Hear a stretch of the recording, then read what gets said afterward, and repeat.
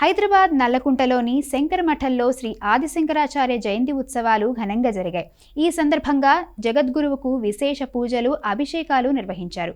భక్తులు విశేష సంఖ్యలో తరలివచ్చి స్వామివారిని దర్శించుకున్నారు.